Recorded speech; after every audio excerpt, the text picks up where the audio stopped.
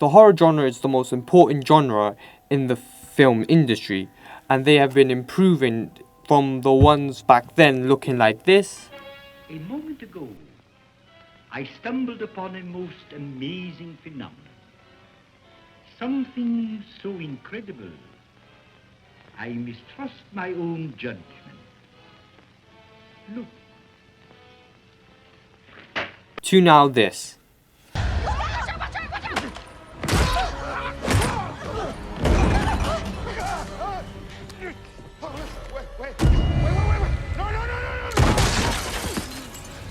Today, I'll be showing you the evolution and how each horror genre helps better its horror films and, more importantly, the film industry as a whole.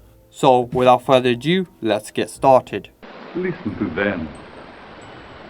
Children of the night. What music they make. The horror genre dates back in 1930s, and back then the movies were black and white, so you couldn't see any color. And also they were silent films, meaning that you couldn't hear anything, and all the dialogue and audio was shown on little white text boards that was showed up on the screen. There weren't really any jump scares or something that would scare the modern audience, as it was based on gothic novels and was considered devilish and sometimes even religious. But this would be the start of horror on big screens. A good example of this would be Dracula from 1931, where the whole plot is Count Dracula hypnotizing one British soldier to be his slave, and then he travels back to London to take back his castle. And in order to do that, he needs to get his powers back. So what he sucks the blood of young women who turns them into vampires to get more help. And he tries to target a girl named Minya, the daughter of a vampire hunter called Van Helsing. And Van Helsing itself is enlisted to stop the Count's never-ending bloodlust. The audio wasn't very good, the film was in black and white, but these types of films will be the start of the ever so popular genre in movie history. These types of horror movies are the golden age of horror movies. There are many more of these, like Frankenstein's, Wolfman, and many more, but we will soon evolve to another type of horror genre. Another hallmark in the 40s and 50s era of horror came as the product of times. With war raving Europe and fears of nuclear fallout running rampage, it's of a little surprise that horror began to fear antagonists. There were less than supernatural, so like there's no more ghosts, no more vampires, and no more werewolves. But now there's more sci-fi stuff, scientific horror. So like aliens, there's like monster. Many movies that do these things are The Great Shrinking Man and Godzilla, one of the most popular monsters films as of today. And there was also fear of invasion from aliens or other beings. There were many movies like War of the World and When the Worlds Collide, both big hits in 1953, and both have the concept of aliens taking over the whole earth. From the late 60s over, the American appetite desired for more horror stuff, so they came up with slashers and zombie movies. The zombie movie started with a guy named George A. Romero that made a zombie film called Night of the Living Dead. When it went to movies, it made $30 million, which was pretty rare because budget was just over $100,000. And this movie was very important, and this started to get this movie made more like zombie/apocalypse movies. Each one's better than the last. Now we get into the 80s, which was probably one of the best times in horror movies, in the horror movie genre of all time, because we have now introduced the whole world with slashers, which basically means that it's a relentless killer hunting down and killing a bunch of kids or adults or anyone really in like creative ways, and usually one person has to stop it. This obviously started by the Texas Chainsaw Massacre movie from 1974, and ever since then there has been more slashes, each more memorable from the last. For example, you got Halloween with Michael Myers, Friday the 13th with Jason Voorhees, Nightmare on Elm Street with Freddy Krueger, and even more, which became successful and have made many franchises on these movies. Even when the slasher genre was slowly dying, it was quickly brought back to life and was saved by the Wes Craven film Scream that came out in 1996, which instead of focusing on, slashers, they focus on slashers and more meta commentary. So like Easter eggs and stuff like that.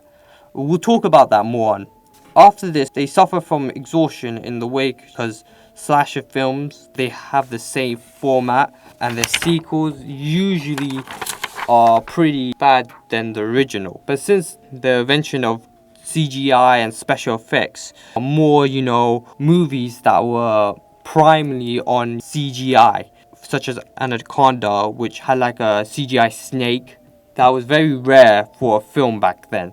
And you could say the same thing with Deep Rising that came out in 1998. But oddly enough, it was comedy that ended up saving the day. Peter Jackson's early foray into filming saw him taking the splattered subgenre into ridiculous extremes with Brain Dead that came out in 1992. And Wes Craven's slasher parody, Scream, was an globally the overwhelming success. The genre limped on without much fanfare into the 2000s, save for a few box office successes.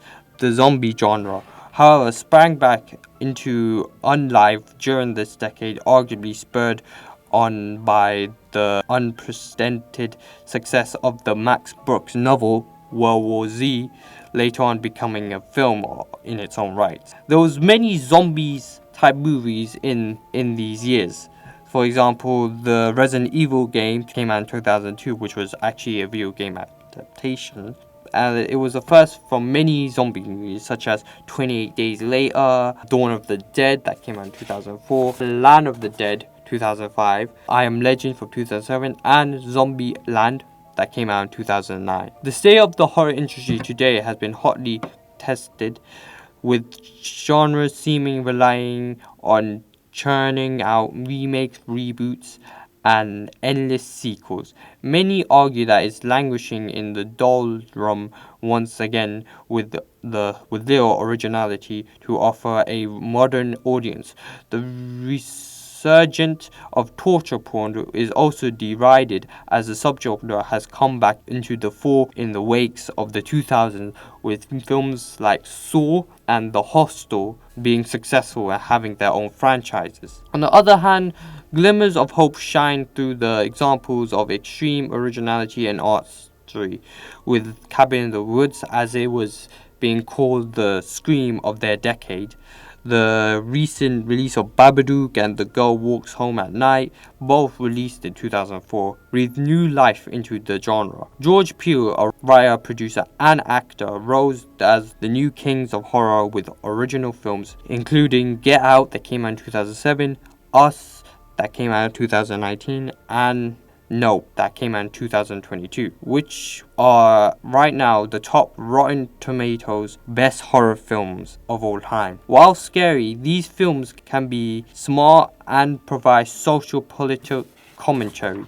As Peele explained in an interview with Time magazine, also, Tracy Oliver is a co-writer of the 2022 film The Blackening, and a movie that made fun of horror cliches but also called out racial stereotypes. Both films, like the first horror film and a variety of others in the history of horror, don't have like a main goal of scaring the audience. They usually want to bring a message or show awareness or whatnot.